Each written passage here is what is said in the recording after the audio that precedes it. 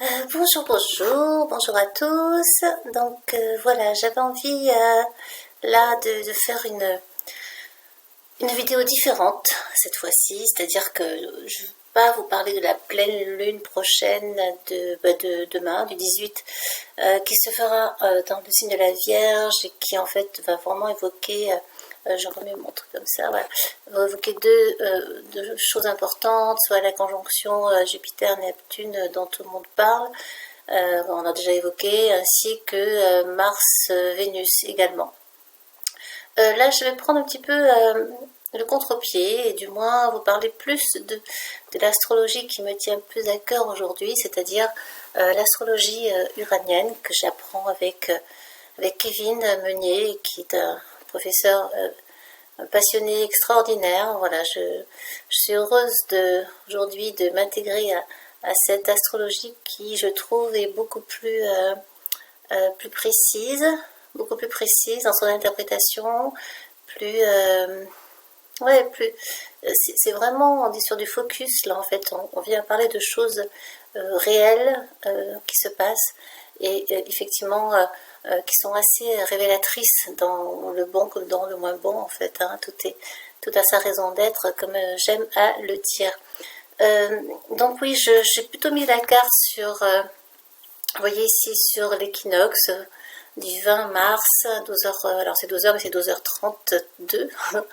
Et c'est important, je pense, c'est un moment que j'estime important parce qu'en fait, on est là sur un démarrage du printemps, soit le renouveau, la renaissance, la sève qui monte, les transformations, la nature qui renaît suite à l'hiver. C'est aussi pour moi le début d'un grand changement et d'un cycle en fait, d'une certaine façon. Donc j'avais envie de mettre l'accent sur cette période-là et bien sûr celle qui va suivre, hein, car je pense que tout est, on le dit, tout le monde le dit, que tout est cycle, hein, je ne suis pas la seule à l'évoquer, et qu'en fait tout est lié à un passage particulier en fait, dans la vie et dans la vie de tout un chacun aussi. Alors oui, j'ai mis la carte de l'astrologie uranienne.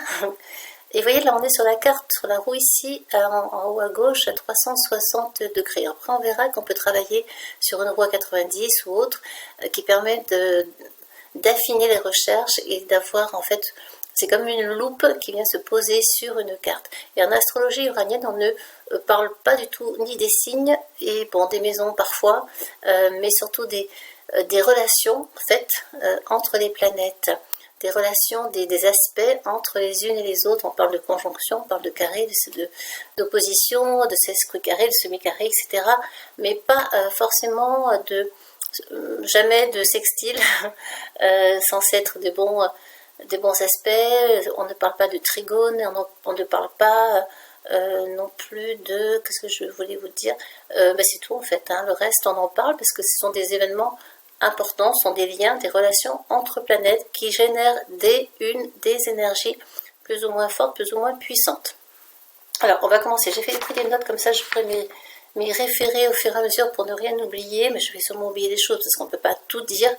Il y a énormément de points entre les planètes, donc ce serait trop important de tout vous dire en fait, hein, de tout lire, et ce serait un travail fastidieux qui n'apporterait pas de sens particulier, qui serait inutile au bout d'un moment.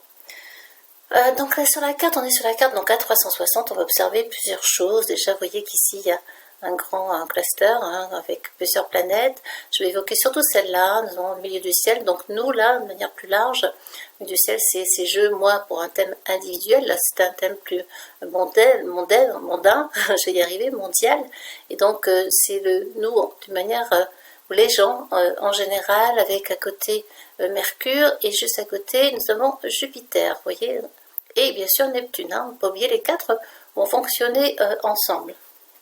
Alors, à savoir donc, milieu du ciel, c'est les gens, comme je l'ai dit. Nous avons donc aussi à côté les pensées, les gens et les pensées, ici avec Mercure, qui est ici, les gens et les pensées, les médias, le mental, les informations, mais aussi les déplacements. Et avec Jupiter, tout cela vient amplifier les déplacements, vient amplifier en fait tout ce que tout ce qui se passe à l'instant T. Certes, ça vient apporter aussi de la joie, de l'enthousiasme, des opportunités, mais ça grossit aussi. C'est une loupe, hein, Jupiter. C'est une planète immense qui vient apporter un grossissement, une amplification de ce qui se passe et de ce qui pourrait se passer à chaque instant. Et c'est aussi le besoin d'équité, la justice, hein, évidemment aussi avec Jupiter. La justice pourrait s'en mêler et s'en mêle hein, déjà depuis quelque temps. On le sait dans différents pays. Hein, là, on est sur un thème général. Même si j'ai pris Paris, cela concerne les planètes qui sont là, concernent toutes les nations, tous les pays. Donc je ne parle pas là de maison, puisqu'on est sur de domaine, puisqu'on est sur une carte plus mondaine. Oh, excusez-moi, j'ai envie d'éternuer. Ah, ça va passer.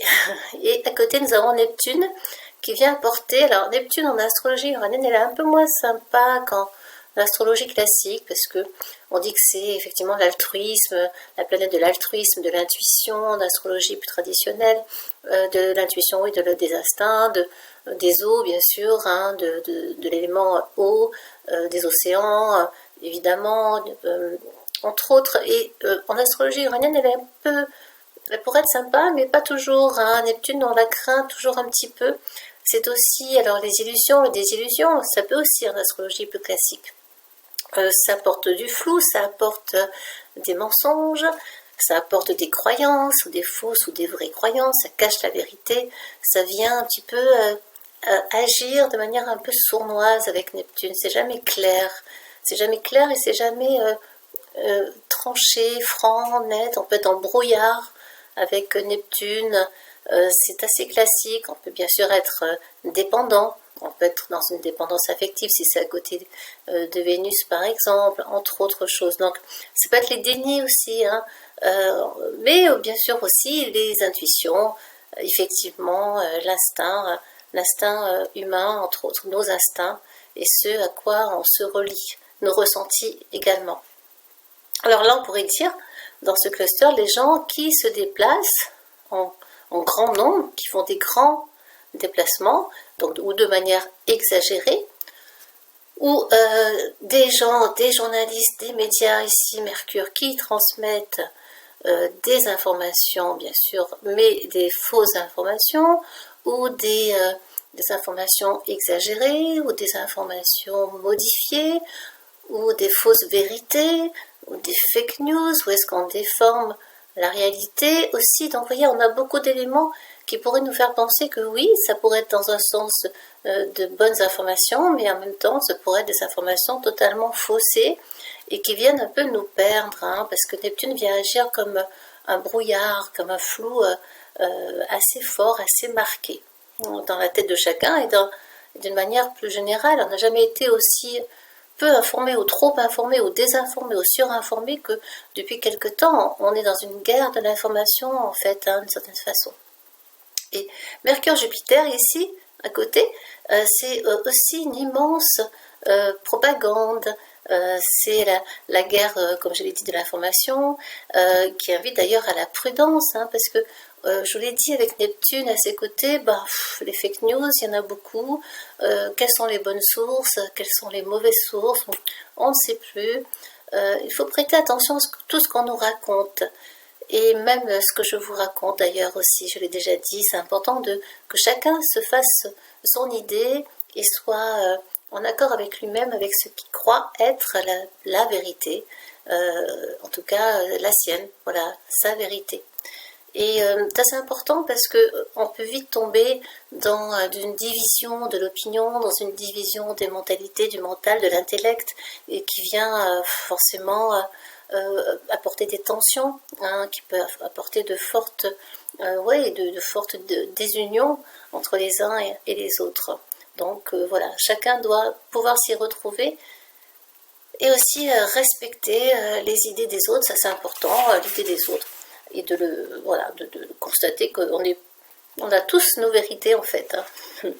Alors lorsqu'on pointe la flèche ici sur le milieu du ciel, Alors ça vient, vous voyez, ça vient activer d'autres points, d'autres ici, tout ça, à gauche sont des mi-points, ce qu'on appelle, ça vient donc activer d'autres figures. Et là, on est sur une carte à 360. Donc si on passait sur une carte, on verra tout à l'heure à 90, on verrait que comme chaque planète est liée à une autre et tout ce qui est à gauche est à droite et tout ce qui est en haut est en bas, eh bien on verrait très bien que d'autres points vont apparaître, hein, comme une carte que l'on grossit. C'est comme si en fait on grossissait cette carte totalement et on verrait apparaître forcément d'autres liens entre les planètes.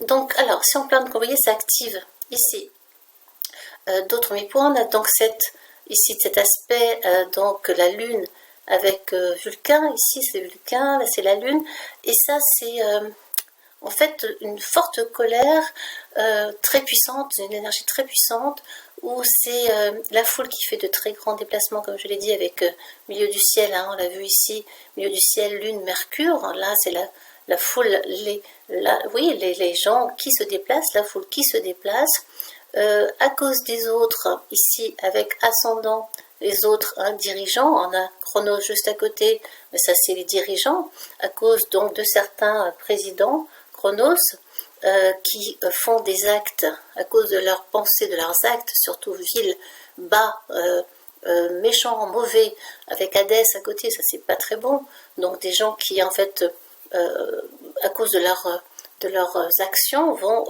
obliger les foules, le peuple à se déplacer, à faire de grands déplacements et à quitter leur pays. Ça c'est vraiment ce qu'on voit à l'heure actuelle. Nous avons aussi, on peut évoquer aussi la figure du dirigeant qui fait acte, voilà, de méchanceté, hein, ou d'acte, oui, qui fait acte, qui est un dictateur d'une certaine façon, et qui apporte forcément de forts désagréments ou des deuils au sein de la foule, au sein du peuple. Ça c'est bien marqué, hein, également aussi dans cette carte. Donc aussi c'est l'assassinat ici, hein. Le peuple, voilà, c'est assez violent quand même, hein. Et c'est un président qui a une certaine idéologie, un sens ici de l'esprit avec Poséidon, oui, effectivement. Une croyance très personnelle, hein, finalement, qui n'engage que lui, une croyance qui lui est propre et à laquelle il ne veut pas déroger. Et c'est aussi en lien avec le passé ici, hein. Un président, quel qu'il soit, un ou plusieurs dirigeants qui sont accrochés au passé et qui veulent agir par rapport à ce passé-là. Ça aussi c'est révélateur par rapport à l'histoire du pays, à l'histoire de la nation, avec ici la Lune en rapport avec Vulcain, en lien avec cette forte, cette puissante histoire de la nation. Nous avons aussi, alors je continue, je reprends mes notes pour ne rien oublier. Le cluster ici, donc voilà, je l'ai dit, ascendant, voilà, ça je l'ai déjà évoqué. Les dirigeants, là, nous sommes entourés, donc deux dirigeants, nous sommes, veut dire aussi, nous sommes entourés, parce que entourés d'eux, l'ascendant ici c'est différent, nous sommes entourés d'eux, dirigeants, mauvais, vils, menteurs, bas, aussi bien, enfin, partout, hein, il n'y a pas que qu'en France, ou ça peut être aussi dans d'autres pays, chaque pays a son lot de dirigeants, de gens de pouvoir qui sont menteurs, qui sont bas, qui font des actes ou qui sont secrets aussi, hein. C'est aussi qui ont des secrets très forts et très, dans le sens négatif du terme, hein, qui sont là pour faire le mal, c'est fait pour faire du mal et pour faire le mal par rapport à des idéologies très personnelles. Nous pouvons aussi visualiser la conjonction, oui, Vénus-Mars ici en bas, vous voyez, dans cette carte de 360 qui nous parle de communauté de sang, du lien entre les uns et les autres, du lien fraternel également. Ça peut être aussi l'amitié au sens large du terme, l'amitié. Nous avons aussi d'ailleurs le fait d'agir avec dévouement, et on voit bien qu'il y a eu beaucoup de dévouement, d'aide humanitaire, d'aide universelle pour aider suite aux événements actuels. Beaucoup de gens se manifestent et de manière assez surprenante, de manière assez spontanée, imprévu même, imprévu, et c'est vrai que beaucoup de gens cèdent et apportent leur aide, ils sont prêts à accueillir aussi des familles entières. Et ça, on le voit aussi sur la carte, donc ça apporte aussi de belles choses, parce que forcément, ici, vous voyez, Vénus-Mars, si on fait Vénus-Mars en mi-point, voilà, on voit bien qu'il y a un lien, la communauté, un lien très fort communautaire avec Mercure, Jupiter, on accueille les gens, on accueille la communauté qui est endeuillée, endeuillée ici par Hadès, qui est endeuillée, qui est triste, qui vit de la peine, et donc on est prêt à accueillir et à créer une communauté vraiment d'amour et d'aide. Ça, c'est vraiment très important, très très important. Si on pointe donc là, souris sur le mi-point, ça tombe donc, je l'ai dit, sur Uranus, donc c'est des aides soudaines, d'entraide vive, là, assez rapide, qui se met en place rapidement, et qui est vraiment à grande échelle. Là, on est à grande échelle sur des grandes entraides communautaires. Nous avons aussi, oui, les gens, nous, donc, qui vivent une grande tristesse, je l'ai dit, et des deuils dans des couples séparés, parce que l'homme et la femme, ici, le Vénus-Mars et l'homme et la femme, c'est le couple. Donc le couple est séparé brutalement avec, de manière soudaine et vive avec Uranus, et avec Saturne qui est tout près ici, qui vient entraver. On voit que il y a des blocages, des entraves dans ces couples, au sein de ces couples, au sein des familles, à cause de choses difficiles, de tristesse, de deuil, de séparation. En fait, on vit des choses, on vit de la séparation à cause de tout ce qui se passe autour de nous et autour de ces personnes qui vivent vraiment forcément beaucoup de tristesse et de coupure, en fait, d'entrave. Et ce sont donc des grands changements. Il y a forcément, ça crée de grands changements ici avec Pluton qui n'est pas loin. Il y a vraiment cette notion de violents blocages, de changements soudains qui viennent apporter de fortes entraves ici avec Zeus Admet. C'est vraiment des fortes, puissantes entraves, de la violence et le fait que on est freiné fortement, brutalement. Il y a un but derrière tout ça. Avec Zeus, il y a toujours un but. C'est une guerre avec des morts aussi, cette guerre en question. Alors, ce que j'ai pas évoqué, Lune Zeus, ici on a ce cluster de Lune Zeus Apollon, qui dit donc c'est la masse populaire, c'est le peuple ici, ou la propagation d'un peuple, beaucoup de nations, ou le déploiement d'armées, d'armes, comme on l'a vu également avec Zeus, ou la foule qui est en guerre et qui prend les armes aussi. On a vu que des femmes aussi prenaient les armes. La Lune, c'est aussi les femmes de manière générale, et ça entraîne une immense entrave. Voilà l'entrave et des liens qui s'arrêtent brutalement, violemment. Il y a un arrêt brutal ici avec Admet. Qu'est-ce qu'on a d'autre? Oui, le lunaire, voilà, coupure des liens brutalement, ou des gens entravés, ou des liens entravés, bloqués, figés, stoppés net en fait, fortement. Donc c'est assez lourd quand même. Et si on pointe toujours sur la carte, donc le curseur sur la Lune, ici, donc la foule, donc l'interprétation, je l'ai dit, mondiale sont les nations, les idées populaires, etc. Ça tombe directement sur Pluton. Et là, Pluton, c'est la révolution d'une certaine façon ici. Pluton, vous voyez la flèche tombe directement ici, le Vulcain n'est pas loin là-haut.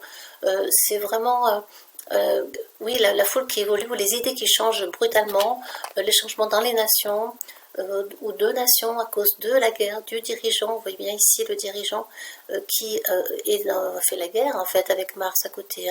Le dirigeant ville qui fait la guerre au monde entier d'une certaine façon, parce que tout le monde est impacté, et ça, toute cette configuration planétaire concerne tout le monde en fait.